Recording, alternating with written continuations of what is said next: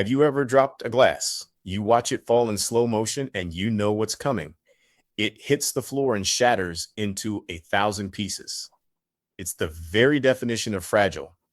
Now, what if I told you there was an opposite to this? Something that, when dropped, didn't just survive the impact, but actually became stronger because of it. Most people would say the opposite of fragile is robust or resilient.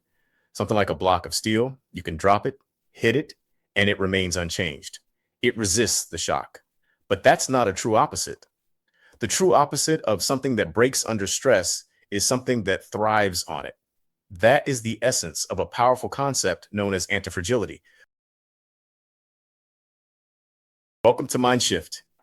In this episode, we're diving deep into the idea of antifragility, a term coined by the brilliant thinker Nassim Nicholas Taleb. We'll explore what it means to not just withstand chaos, but to actually benefit from it. We'll look at where this concept shows up in nature, in business, and most importantly, how you can apply it to build a stronger, more adaptable version of yourself.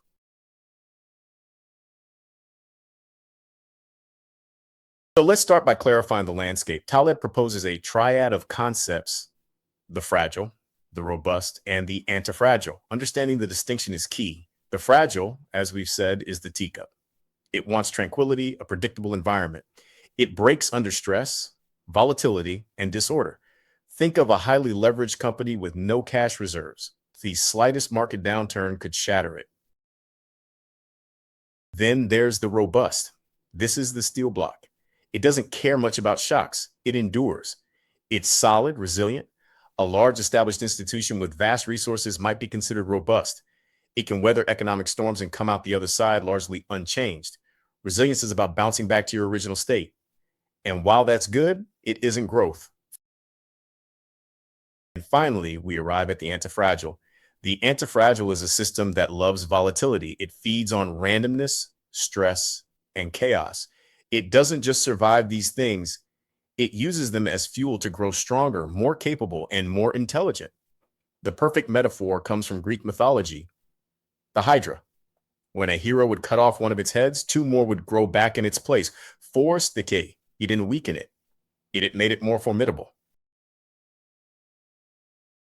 This isn't just a fantasy concept. It's a fundamental property of all complex, living systems that have managed to survive and evolve over time. Think about the human body, a marvel of antifragility. When you lift weights, you are applying stress to your muscles. You're creating tiny micro tears in the muscle fibers. This is a form of disorder, a shock to the system. A fragile system would break. A robust system would simply repair the tears back to their original state. No better, no worse. Your body is anti-fragile.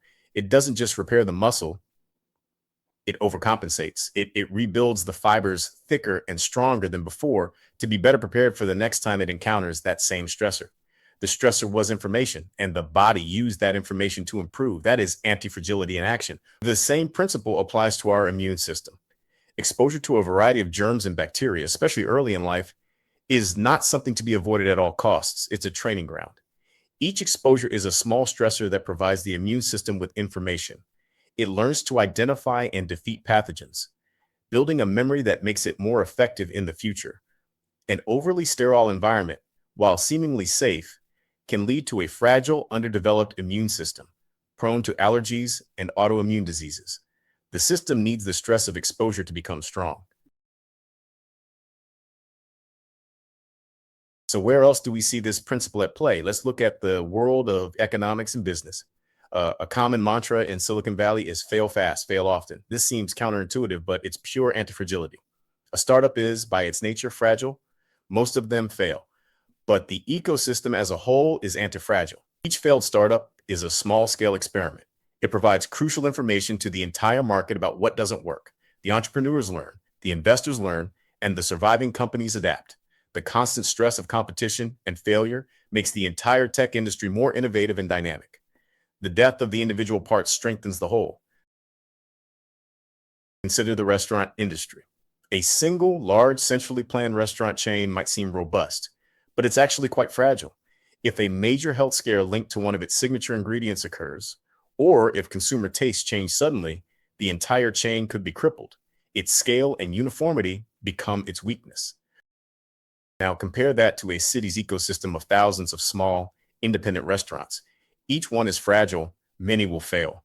But the culinary scene of the city is antifragile. Bad restaurants are weeded out quickly. Good ones thrive and adapt to new trends. A shock, like a new dietary craze, doesn't destroy the system, it enriches it as restaurants innovate to meet the new demand. The system as a whole gets better because its individual components are exposed to stress.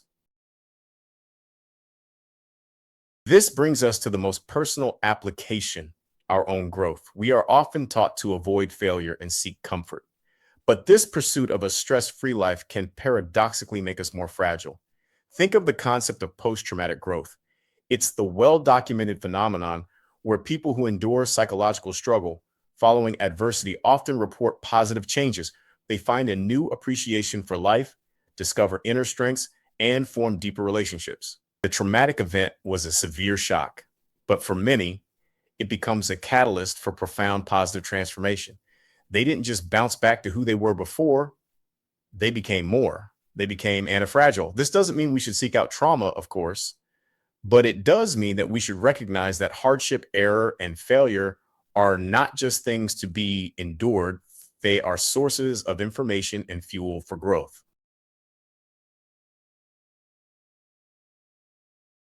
So, if antifragility is so beneficial, how do we cultivate more of it in our own lives? It's not about being reckless, it's about being intelligent in how we engage with risk and uncertainty. Taleb suggests a few strategies. First is the barbell strategy. Imagine a barbell with weights on either end and nothing in the middle. This represents a strategy of dual extremes. You allocate the vast majority of your resources, say 90%, to things that are extremely safe and robust. Think secure investments, a stable job. This protects you from ruin. Then, with the remaining 10%, you take small calculated risks with massive potential upside. Starting a side project, investing in speculative startups, learning a radical new skill. In this setup, your downside is capped. The most you can lose is that 10%, but your upside is potentially unlimited. You are simultaneously safe and exposed to positive randomness. You have engineered a situation where you can only benefit from volatility. Second, we must learn to embrace small stressors. In our modern world, we often try to eliminate every discomfort, but overprotection creates weakness. A child who is never allowed to fall will never learn balance. A mind that is never challenged with difficult ideas becomes rigid. So, seek out manageable challenges. Have that difficult conversation. Take a cold shower, speak in public, lift something heavy. These small, controlled doses of stress are like vaccines against fragility. They build your capacity to handle larger, unexpected shocks. Third, practice via negativa or the path of subtraction. Often, the best way to become antifragile is not by adding things, but by removing the things that make you fragile. What are those? Debt is a major one. It makes you vulnerable to financial shocks. Unhealthy dependencies on a single employer, a single client, or a single substance also create fragility. By systematically identifying and removing these vulnerabilities, you increase your freedom of movement and your ability to benefit from the unexpected. Finally, cherish optionality. An option is the right, but not the obligation, to do something. The more options you have, the more anti-fragile you are, because you can choose to act when circumstances are in your favor and do nothing when they are not. Don't overschedule your life. Don't commit to rigid, 5-year plans. Learn a variety of skills. Meet people from different walks of life. Keeping your options open means you are poised to seize opportunities that randomness might throw your way.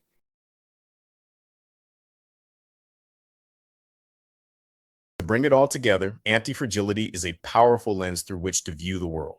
It shifts our perspective on failure, stress, and chaos.